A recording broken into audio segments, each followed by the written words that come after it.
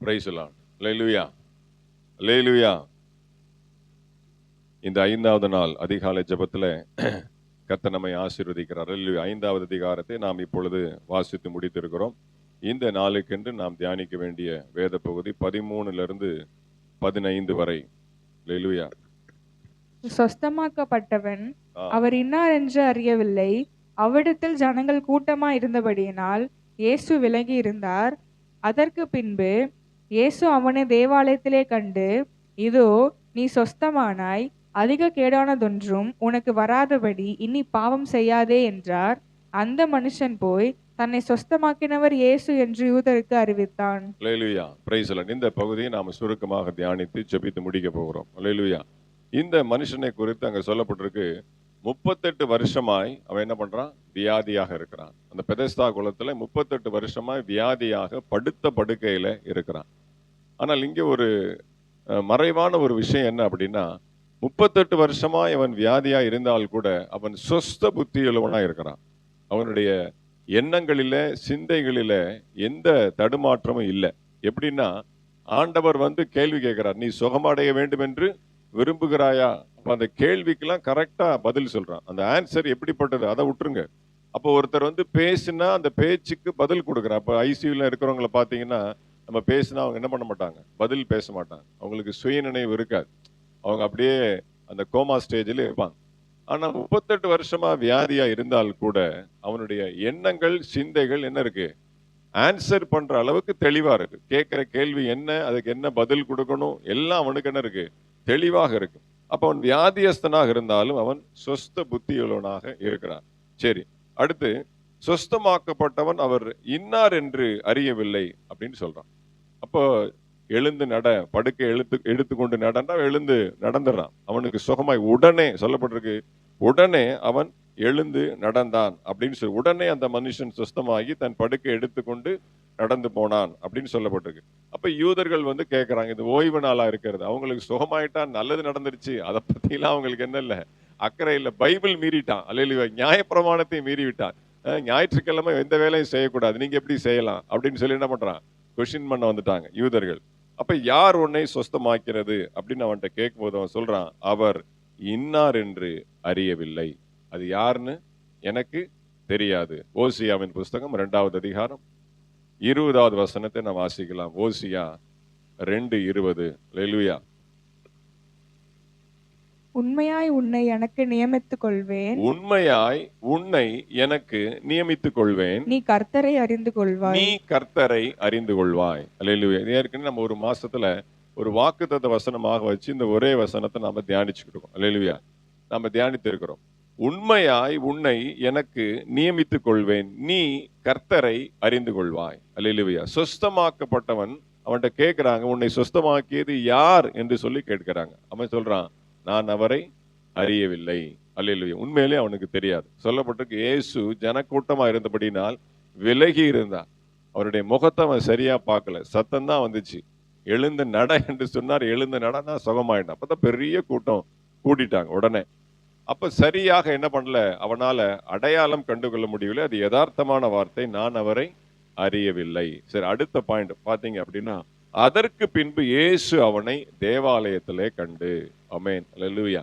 அப்போ ஒரு சில நாட்கள் ஆயிருக்கலாம், இல்ல அந்த சேம் டேயா கூட இருக்கலாம். காலையில சுகமா இருக்கலாம், ஈவினிங் சர்வீஸ்க்கு வந்திருக்கலாம், இல்ல சாயந்தரம் சுகமா இருக்கலாம், மறுநாள் காலையில அவன் சர்ச்சுக்கு வந்திருக்கலாம். ஏதோ சில இடைவேளை அந்த இடத்துல இருக்கு. உடனே ஆலயத்திற்கு போனான் என்று சொல்ல முடியாது. அல்லேலூயா. அதற்கு பின்பு அப்படின்னா சொல்லப்பட்டிருக்கு. அப்ப அதற்கு பின்பு இயேசு அவனை தேவாலயத்திலே கண்டு, அவனை பாருங்க, இவர் போய் பர்பஸ் அவனை போய் சந்திக்கிறார். சர்ச்சு முடிஞ்ச உடனே, ஆராதனை முடிஞ்ச உடனே மற்ற எல்லாரையும் விட பாருங்க, இயேசு அவனை ஆலயத்திலே இருப்பதை பார்த்து மகிழ்ச்சி அடைகிறார். சொஸ்தமாக்கப்பட்ட அப்படியே வீட்டுல போய் அவனுடைய சொந்த காரியத்தை பார்க்காதபடிக்கு அவன் கர்த்தரை நாடி வருகிற, கர்த்தருக்கு நன்றி செலுத்துகிற, அந்த கர்த்தரை ஆராதிக்கிற உள்ளம் அவனுக்குள்ள இருக்கிறதை பார்த்து பர்பஸாக இயேசு அவனை தேடி அவனுக்கு ஒரு அட்வைஸ் கொடுக்கிறார். என்ன சொல்லுகிறார்? அல்லேலூயா.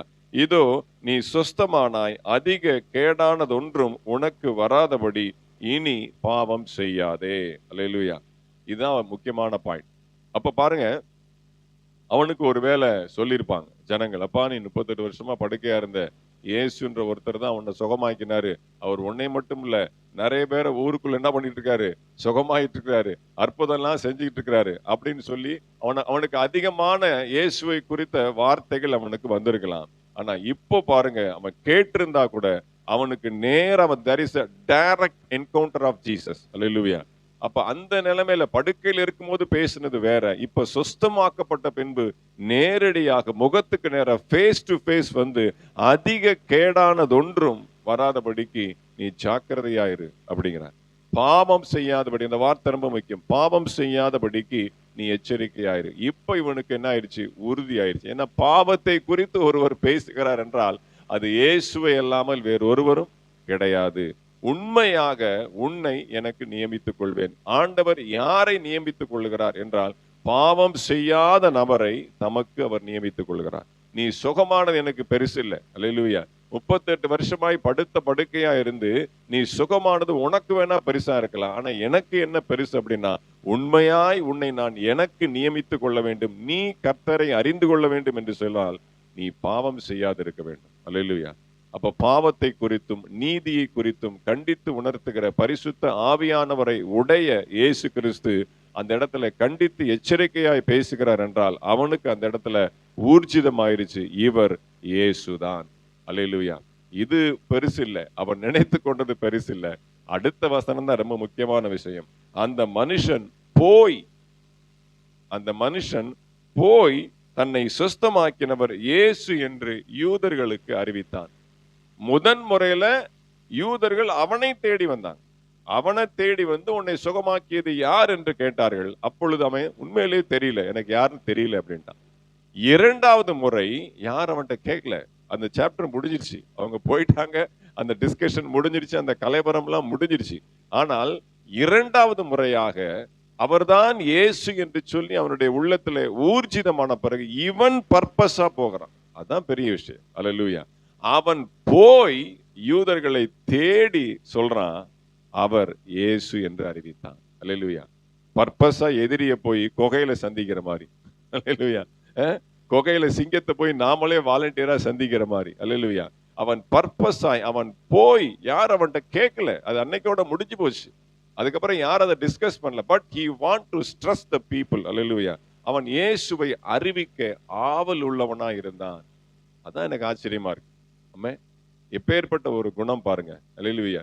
எதிரிகள் மத்தியில, எதிர்க்கிறவர்கள் மத்தியில இயேசு பத்தி ஜனங்கள் சொல்லி இருப்பாங்க.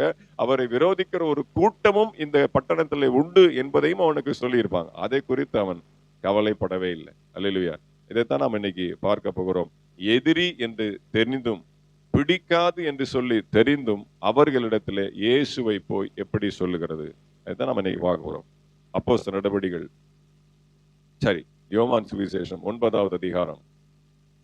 யோவான் சுவிசேஷம் 9வது அதிகாரம் 30 முதல் 34 வரைக்கும் வாசிக்கலாம். அதற்கு அந்த மனுஷன், அவர் என் கண்களை திறந்திருந்தும் அவர் எங்கே இருந்து வந்தவர் என்று நீங்கள் அறியாதிருக்கிறது ஆச்சரியமான காரியம். பாவிகளுக்கு தேவன் செவி கொடுக்கிறது என்று அறிந்திருக்கிறோம்.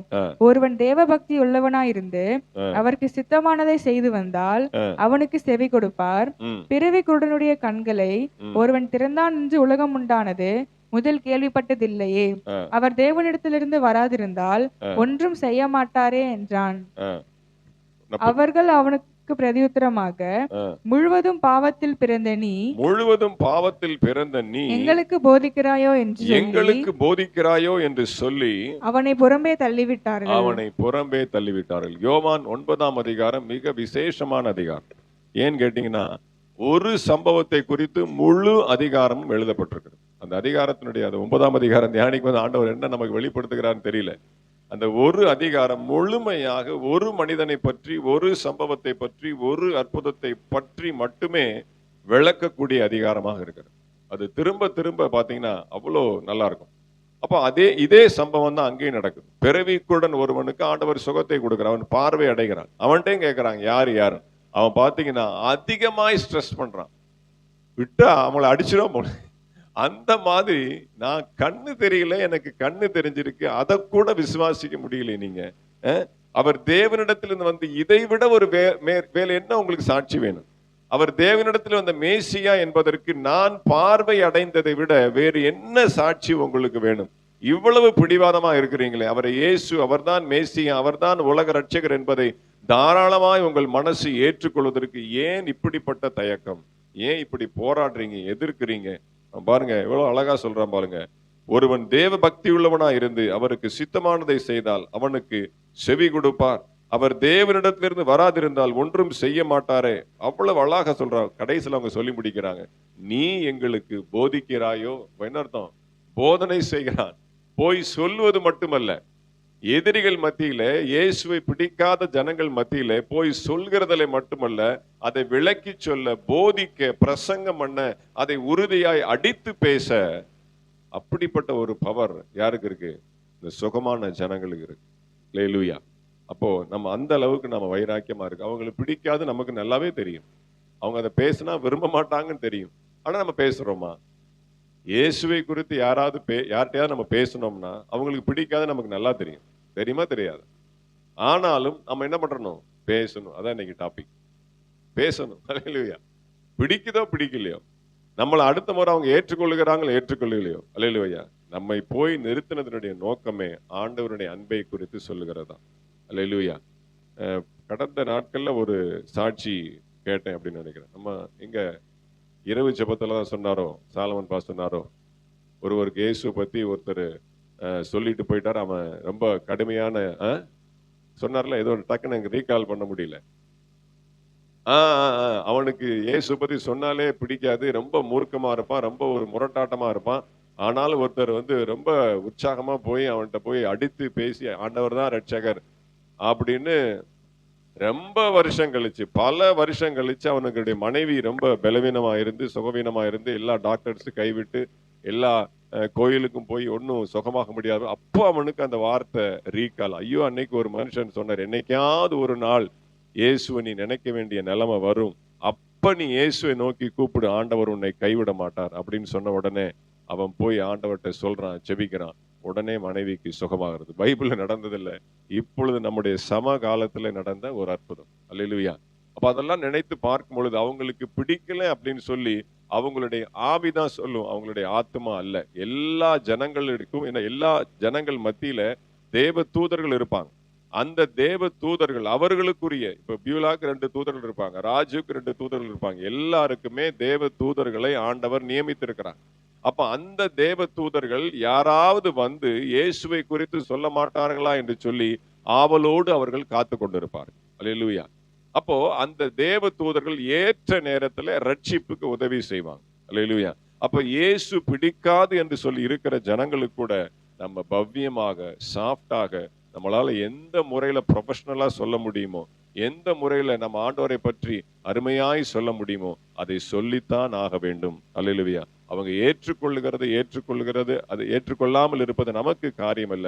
சமயம் வாய்க்கும் போது அது அந்த நேரத்துல அது வெள்ளி தாழ்பாளத்துல, வெள்ளி தட்டில வைத்த நல்ல பொற்பழங்களுக்கு, வெள்ளி தட்டில வைத்த பொற்பழங்களுக்கு ஏற்றபடி என்ன இருக்கும்? அந்த வார்த்தை உங்களுடைய வாழ்க்கையில கிரியை செய்யும். அப்போஸ்தலர் நடபடிகள் 7வது அதிகாரம் எப்படி சொல்லணும், எப்படி சொல்லக்கூடாது, அதையும் நான் உங்களுக்கு சொல்லித்தரேன் வேதத்தின் அடிப்படையில. அப்போஸ்தலர் நடபடிகள் 7ஆம் அதிகாரம் நீங்கள் 2ஆம் வசனத்திலிருந்து 53ஆம் வசனம் வரைக்கும் பாத்தீங்க அப்படின்னா ஸ்தேவானை குறித்து அங்க சொல்லப்பட்டிருக்கு. அல்லேலூயா.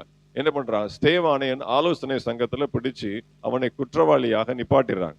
அப்ப 2ஆம் அதிகாரம் 2ஆம் வசனத்திலிருந்து 53ஆம் வசனம் வரைக்கும் தெளிவா ஆதி சரித்திரம், ஆபிரகாம் துவக்கி மோசேயிலிருந்து வரிசையா பட்டியல் போட்டு அழகா சொல்லி முடிக்கிறான். சுவிசேஷத்தை, வரலாற, சரித்திரத்தை அவனுக்கு பாருங்க எல்லாம் அப்படியே சொல்லி முடிக்கிறான். இங்க என்ன பிரச்சனை அப்படின்னா 50வது வசனம் வாசிங்க. அதுல யோவான் சுவிசேஷம், சரி, அப்போஸ்தலர் நடபடிகள் 7வது அதிகாரம் 50வது வசனம். இவைகள் எல்லாவற்றையும் என்னுடைய கரம் உண்டாக்கவில்லையா என்று கர்த்தர் உரைக்கிறார் என்று தீர்க்கதரிசி சொல்லியிருக்கிறானே. இதோட முடிஞ்சது. 50 வசனம் வரைக்கும் ஸ்தேவான் சொன்னதுல எந்த மிஸ்டேக்கும் இல்லை. அழகா பொறுமையா நிறுத்தி நிதானமா சொல்லிட்டான். பிரச்சனையே 51ல இருந்து 53 வரைக்கும் தான். வாசிங்க. வணங்கா கழுத்துள்ளவர்களே, இருதயத்திலும் செவிகளும் விருத்த சேதனம் பெறாதவர்களே, உங்கள் பிதாக்களைப் போல நீங்களும் பரிசுத்த ஆவிக்கு எப்பொழுதும் எதிர்த்து நிற்கிறீர்கள். இதுதான் பிரச்சனை. அவங்கள பார்த்து வசைபாடுகிறது, திட்டுறது. நீங்கெல்லாம் இயேசு ஏத்துக்க மாட்டீங்களா? இப்படியா பண்றீங்க? இப்படியா நீங்க பிரச்சனை பண்றீங்க? வணங்கா கழுத்துள்ளவர்களே, எத்தனை நாள் தான் இப்படி அடம் பிடிப்பீங்க? வணங்கா கழுத்துள்ளவர்களே, இருதயத்திலும் செவிகளிலும் விருத்த சேதன பெறாதவர்களே. ஒரு நேரத்துல நம்ம என்ன பண்ணிடுறோம்? டென்ஷன் ஆகி சொந்த பந்தங்கள பேசுறோம், வெளி ஜனங்கள்ட்ட பேச முடியாது. எங்க அம்மா பாட்டுலாம் நான் பேசியிருக்கிறேன். அல்லேலூயா. அப்போ கடைசியில என்ன பண்ணிடுறான்? 50 வசனம் வரைக்கும் அழகா சொன்னவன் கடைசி 3 வசனத்துல டென்ஷன் ஆகி பேசி 50 வசனத்திலையும் சொன்ன அந்த தாற்பரியத்தை என்ன பண்ணிட்டான்? அழிச்சிட்டான். அல்லேலூயா. அவன் அவன் அவன் மரிக்க வேண்டிய தேவ சித்தம். அவனை கல்லெறிஞ்சு என்ன பண்றாங்க? கொலை செய்யறாங்க. ஆனாலும் சொல்ல வேண்டிய சத்தியத்தை சரியாய் சொல்லி முடிக்காம கடைசி 3 வசனத்துல டென்ஷன்ல பேசிடுறான். அல்லேலூயா. இதே போன்ற ஒரு நிலைமை பவுலுக்கு வந்தது. அப்போஸ்தலர் நடவடிக்கைகள் 13ஆம் அதிகாரத்துல நீங்க வாசிக்கலாம். அது ஒரு புறஜாதியாருடைய தேசம். ஆனாலும் யூதர்கள் அங்கே நிறைய பேர் இருந்தாங்க. அது யூதர்களுடைய தேவாலயமா தான் இருக்கு. அல்லேலூயா. 13ஆம் அதிகாரத்துல 16 முதல் 42 வரைக்கும், 16ஆம் வசனத்திலிருந்து 42 வரைக்கும் எப்படி ஸ்தேவான் பேசினானோ அதே மாதிரிதான் பவுல் பாத்தீங்கன்னா அழகா சரித்திரத்தை எடுத்து மெதுவாய் அப்படியே பொறுமையாய் சொல்லி கொண்டு வருகிறார். ஆனால் அவர் சொல்லுகிற இடத்துல எல்லாம் பாருங்க, சகோதரரே, இஸ்ரவேலரே, என் ஜனங்களே, அப்படியே அவங்களை வந்து பாலிஷ் பண்ணி அழகா பேசி முடிப்பார். அவரும் திட்டுவார், பவுலும் திட்டுவார். ஆனா எப்படி திட்டுறார் பாருங்க. அதுலதான் ஒரு பெரிய டெக்னிக் அவருக்கு. 41ஆம் வசனம் வாசித்தீங்கன்னா, அசட்டைக்காரரே பாருங்கள், பிரமித்து அழிந்து போங்கள், உங்கள் நாட்களில் ஒரு கிரியை நான் நடப்பிப்பேன், ஒருவன் அதை உங்களுக்கு விவரித்து சொன்னாலும் நீங்கள் விசுவாசிக்க மாட்டீர்கள் என்று சொல்லி இருக்கிறபடி. எல்லா திட்டையும் திட்டிட்டு இப்படி எல்லாம் பைபிள்ல உங்களை திட்டி இருக்கிறாங்க. He is quoting the reference. டைரக்டா சொல்லல. ஸ்தேவான் என்ன பண்ணிட்டான்? வணங்கா கழுத்துள்ளவர்களே, இருதயத்திலும் செவிகளிலும் விருத்த சேதனம் இல்லாத டைரக்டா பின் பாயிண்டா நம்ம பேசும்போது ஜனங்க டென்ஷன் ஆயிடுவாங்க. அல்லேலூயா. ஆனா இப்படி எல்லாம் பைபிள்ல சொல்லி இருக்கு அப்படின்னா அவங்களுக்கு உணர்வடைவாங்க. ஓ, இப்படி எல்லாம் சொல்லி இருக்கா. இவ்வளவெல்லாம் ஒருத்தன் விவரித்து சொன்னாலும் கேட்க மாட்டாத இருதயம் உள்ளவர்களுக்கு தேவன் அப்படியெல்லாம் சொல்லி இருக்கிறாரா அப்படின்னு சொல்லி என்ன பண்றாங்க? அவங்க சிந்திக்கிறாங்க. பாத்தீங்கன்னா அவர்கள் எல்லாரும் ஆண்டவரை ஏற்றுக்கொண்டு சொல்றாங்க, இதே பிரசங்கத்தை நீங்க அடுத்த வாரம் ஞாயிற்றுக்கிழமை வந்து எங்களுக்கு பண்ணுங்க, வராதவங்களை எல்லாம் நாங்க கூட்டிட்டு வரோம் அப்படிங்கிறாங்க. அடுத்து நீங்க அங்க வாசிச்சீங்கன்னா தெரியும். 43ஆம் வசனத்துல, ஜெபாலயத்தில் கூடின சபை கலைந்து போன பின்பு யூதரிலும் யூத மார்க்கம் அமைந்த பக்தி உள்ளவர்களிலும் அநேகர் பவுலையும் பர்னபாவையும் பின்பற்றினார்கள். அப்ப யூத மார்க்கத்திலே வைராக்கியம் உள்ளவர்கள் பவுல் சொன்னதை கேட்டு என்ன பண்ணாங்க? அவனை பின்பற்றினார்கள். அப்ப ஸ்தேவானுடைய பேச்சுக்கும் பவுலுடைய பேச்சுக்கும் உள்ள வித்தியாசத்தை நீங்க கவனிச்சீங்களா? அல்லேலூயா. இவனும் திட்டுனா, அவனும் திட்டுனா, ஆனா இவன் திட்டுனால ஜனங்கள் உணர்வடைந்தார்கள். அப்ப எதிரிகள் மத்தியில, விரோதிக்கிற ஜனங்கள் மத்தியில எப்படி ஆண்டவருடைய சுவிசேஷத்தை பேச வேண்டும் என்பது இதிலிருந்து நாம் கற்றுக்கொள்கிறோம். அல்லேலூயா. அப்போ யாரும் கேட்க மாட்டாங்க, அவங்க எல்லாம் கிராமத்துக்காரங்க, அவங்க கேட்க மாட்டாங்க அப்படிலாம் நினைக்காதீங்க. கேட்கிறாங்களோ கேட்கலையோ, சொல்ல வேண்டியது நம்முடைய கடமை. அது ஏற்றுக்கொள்கிறது ஏற்றுக்கொள்ளாது அவங்களுடைய விருப்பம். அல்லேலூயா. ஆனால் சொல்வது எப்படி, எந்த விதத்துல சொல்வது, அதை தான் நான் உங்களுக்கு கற்றுக் கொடுக்கிறேன். இது ஒரு பகுதி. அடுத்து இதே 5ஆம் அதிகாரத்துல இன்னொரு பகுதியை மாத்திரம் நாம் தியானித்து முடிக்கலாம். வாசிங்க 28வது வசனம். 5:28. இதை குறித்து நீங்கள் ஆச்சரியப்பட வேண்டாம். ஏனென்றால் பிரேத குழிகளில் உள்ள அனைவரும் அவருடைய சத்தத்தை கேட்கும் காலம் வரும். வாசிங்க எசேக்கியேல் புஸ்தகம் 37வது அதிகாரம் 12, 13. ஆகையால் நீ தீர்க்க தரிசனம் உரைத்து அவர்களோட சொல்ல வேண்டியது என்னவென்றால், கர்த்தராகிய ஆண்டவர் உரைக்கிறார், இதோ என் ஜனங்களே, நாங்கள் உங்கள் பிரேத குழிகளை திறந்து உங்களை உங்கள் பிரேத குழிகளில் இருந்து வெளிப்படவும் உங்களை இஸ்ரவேல் தேசத்துக்கு வரவும் பண்ணுவேன். என் ஜனங்களே, நான் உங்கள் பிரேத குழிகளை திறந்து உங்களை உங்கள் பிரேத குழிகளில் இருந்து வெளிப்பட பண்ணும் போது நான் கர்த்தர் என்று அறிந்து கொள்வீர்கள். அப்ப பிரேத குழிகளிலே இருக்கிறவர்கள் தேவனுடைய சத்தத்தை கேட்கும் காலம் வரும் அப்படின்னு யோவான்ல ஆண்டவர் சொல்லுகிறார். அது எசேக்கியேலையும் சொல்லப்பட்டிருக்கு. அல்லேலூயா. அப்ப பிரேத குழிகளை துறந்து நான் சொல்லக்கூடிய சத்தத்தை கேட்கக்கூடிய காலம் வரும் எசேக்கியேலே எழுதி வச்சாச்சு. அதை யோவான் 5ஆம் அதிகாரத்தில் ஆண்டவர் மீண்டும் பதிவு பண்ணுகிறார். அதை செய்து முடிக்கிறது எங்க? யோவான் சுவிசேஷம் 11ஆம் அதிகாரம் 43ஆம் வசனத்துல அதை செய்தும் காண்பிக்கிறார். அல்லேலூயா. 11:43. இவைகளை சொன்ன பின்பு லாசருவே வெளியே வா என்று உரத்த சத்தமாய் அப்ப கூப்பிட்டார். கல்லறை அடைக்கப்பட்டிருக்கிறது. கல்லறையை திறக்க சொல்றார். பிரேத குழியை தோண்ட சொல்றார். அல்லேலூயா. திறங்க, பிரேத குழியை ஓபன் பண்ணுங்க அப்படிங்கிறார். அப்ப பிரேத குழிகளுக்குள்ள இருக்கக்கூடிய லாசரு அவருடைய சத்தத்தை கேட்டான், வெளியே வா. சரி, இப்ப நம்ம 5ஆம் அதிகாரத்துல வாசிச்சது கடைசி காலத்துல. எல்லாரும் பிரேத குழியில் இருக்கிற அனைவரும் அவருடைய சத்தத்தை கேட்கும் காலம் வரும். லாசருக்கு சம காலத்தில் இது செய்து முடித்தார். அல்லேலூயா. ஆனா 5ஆம் அதிகாரத்துல வாசித்தது எல்லாரும். இது எப்படி நடக்கும்? எப்படி நடக்கும் அப்படின்னா, ஒவ்வொரு அடக்க ஆராதனை எப்படி பண்றோம்? பைபிள் வாசிச்சு தான் நம்ம என்ன பண்றோம்? அடக்க ஆராதனை செய்கிறோம். நம்முடைய கிறிஸ்துவ முறைப்படி செய்யக்கூடிய எல்லா நிகழ்ச்சிகளுமே வேதத்தின் அடிப்படையில தான். பிள்ளைக்கு பேர் வைக்கிறனாலும் பைபிள்ல இருந்து பிரசங்கம் பண்றாங்க. இன்னும் சொல்ல போனா வளைகாப்புல கூட என்ன பண்றோம்? வயிற்றுல பிள்ளை இருக்கும் போது கூட பைபிள்ல இருந்து அந்த சத்தியத்தை சொல்லுகிறோம். அப்ப வயிற்றுல இருக்கிற குழந்தை கூட அந்த சத்தியத்தை கேட்கும். அல்லேலூயா. அதே மாதிரிதான் எப்படி கருவறையில இருக்கிற குழந்தை அந்த வேத சத்தியத்தை கேட்கிறதோ அதே போல கல்லறையில இருக்கக்கூடிய அந்த பிணம் கூட தேவனுடைய சத்தத்தை கேட்கும். கருவறையிலிருந்து கல்லறை வரை. இதுதான் டைட்டில். அல்லேலூயா. அப்போ பாருங்க, பிரேத குழியில் இருக்கிறவர்கள் கூட அந்த அடக்க ஆராதனையில சொல்லப்பட்ட அந்த வேத சத்தியத்தை அவர்கள் கேட்டு பாருங்க, நியாய தீர்ப்பு நாளில அவர்கள் சாட்சி கொடுப்பார்கள். அந்த புழுதியும் அந்த போடுறோம்ல, மண்ணுக்கு மண்ணாகவும் சாம்பலுக்கு சாம்பலாகவும் சொல்லி போடும் பொழுது அந்த மண்ணும், வேதம் அப்படிதான் சொல்லுது, மண்ணும் சாம்பலும் தூணும் துரும்பும் நியாய தீர்ப்பு நாளில சாட்சி கொடுக்கும். அல்லேலூயா. எப்படி? இவர் வேதத்தின்படி வாழ்ந்தாரா இல்லையா, வேத சத்தியத்தை கடைபிடித்தாரா இல்லையா என்று சொல்லி அவர்கள் சாட்சி கொடுப்பார்கள். அல்லேலூயா. அப்போ அடக்காராதனை செய்யும் போது கூட நம்ம என்ன பண்றோம்? பைபிள் வாசித்தான் பண்றோம். கல்யாணம் பண்ணாலும் பைபிள் வாசித்தான் பண்றோம். அல்லேலூயா. எல்லாமே வார்த்தையின் அடிப்படையில நாம் சொல்லுகிறபடினால் அந்த வார்த்தை நமக்கு நியாய தீர்ப்பு நாளில சாட்சி கொடுக்கும். தேவனுடைய அப்பா அவங்க சத்தத்தை கேட்பாங்க. ஓ, இந்த பைபிள் வசனத்தை நான் எங்கேயோ கேட்டேனே அப்படின்னு சொல்லுவான். ஏய் அப்பா, நீ எங்கேயோ கேட்கல, உன்னை அடக்கம் பண்ணும் போது வாசிச்சார்ல அந்த வசனம் தான் இது அப்படின்னு சொல்லுவாங்க. அல்லேலூயா. ஆமா அப்படின்னு அவன் சொல்லுவான்.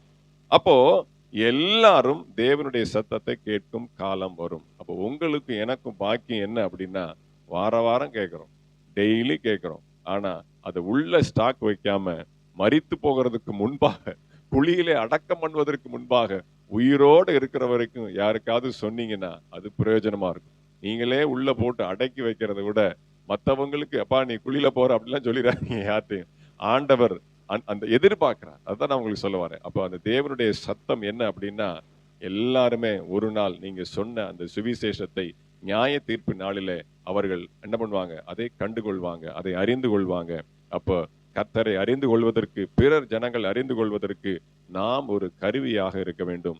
நாம் ஒரு ஆயுதமாக நாம் காணப்பட வேண்டும். எல்லாம் கண்களை மூடி நாம் ஜெபிக்கலாம். Price the Lord. கர்த்தாவே உமக்கு நன்றி செலுத்துகிறோம். ஆசீர்வதிங்க ஆண்டவரே. 38 வருஷமாய் பெரும்பாடுள்ள ஒரு மனுஷன் வியாதியாய் கிடந்தான். ஆண்டவரே, அவனை நீர் சுஸ்தமாக்கினீர். அவனுக்கு அந்த நேரத்திலே சுஸ்தமாக்கினது யார் என்று சொல்லி தெரியாவிட்டாலும் தேவ ஆலயத்திலே கர்த்தராகிய இயேசு கிறிஸ்து தாமே தம்மை சுகமாக்கினார் என்பதை அவன் உறுதியாய் அறிந்து கொண்ட பிறகு சற்றேனும் அவன் ஆண்டவரை தாமதிக்காமல் உடனே அவன் போய் யூதர்களுக்கு என்னை சுஸ்தமாக்கினவர் இயேசு என்று சொல்லி அறிவித்தான். அவன் அதை செய்ய வேண்டிய அவசியம் இல்லை. அதை சொல் என்று சொல்லி ஆண்டவர் அவனுக்கு கட்டளையிடவும் இல்லை. ஆனால் ஆண்டவரே, அவன் சுஸ்தமான விஷயத்தை யார் கேட்டால் கோபம் அடைவார்களோ அவர்களிடத்தில் அவன் பர்பஸாய் போய் சொல்லுகிறதை பார்க்கும் பொழுது நாங்கள் ஆச்சரியப்படுகிறோம். ஆண்டவரே, இதிலிருந்து ஒரு பாடத்தை நாங்கள் கற்றுக்கொள்ளுகிறோம். ஆண்டவரை, பிடிக்காத ஜனங்களை கூட ஆண்டவரை இயேசு கிறிஸ்துவை ஆண்டவரை அப்பா விரும்பாத ஜனங்கள் மத்தியிலும் எப்படியாவது போய் ஆண்டவருடைய அன்பை சொல்ல வேண்டும் என்கிற ஆண்டவரே ஒரு ஆவல் எங்களுக்குள்ளே இந்த நாளிலே நீர் கொடுத்தமைக்காக நன்றி செலுத்துகிறோம். அதை எப்படி சொல்ல வேண்டும் என்கிற ஆண்டவரே காரியங்களை பரிசுத்த ஆவியானவர் அந்தந்த நேரத்தில் எங்களுக்கு வெளிப்படுத்துவீராக. ஆசீர்வதியும் ஆண்டவரே. தொடர்ந்து நடக்க இருக்கிற ஆண்டவரே இந்த மாதத்தினுடைய முதல் ஆண்டவரை பரிசுத்த ஆராதனையும் ஆண்டவரை தொடர்ந்து திருவிருந்து ஆராதனையும் கர்த்தர் ஆசீர்வதியும் ஆண்டவரே. நம்முடைய கரத்தில் ஒப்புக் கொடுக்கிறோம் இயேசுவின் நாமத்தில் பிதாவே. ஆமேன், ஆமேன். என் ஆத்மாவே கர்த்தரை ஸ்தோத்திரி, என் முழு உள்ளமே அவருடைய பரிசுத்த நாமத்தை ஸ்தோத்திரி. என் ஆத்மாவே கர்த்தரை ஸ்தோத்திரி, கர்த்தர் செய்த சகல உபகாரங்களையும் மறவாதே. ஆமேன், ஆமேன். ஜெய கிறிஸ்து முன் செல்கிறார், ஜெயமாக நடத்திடுவார். ஜெய கிறிஸ்து முன் செல்கிறார், ஜெயமாக நடத்திடுவார். ஜெய கீதங்கள் நாம் பாடியே ஜெய கொடியும் ஏற்றிடுவோம். ஜெயம் அல்லேலூயா அவர் நாமத்திற்கே, ஜெயம் அல்லேலூயா அவர் நாமத்திற்கே. லேலுயா லேலுயா லேலுயா. கர்த்தர் நல்லவர். Price the Lord.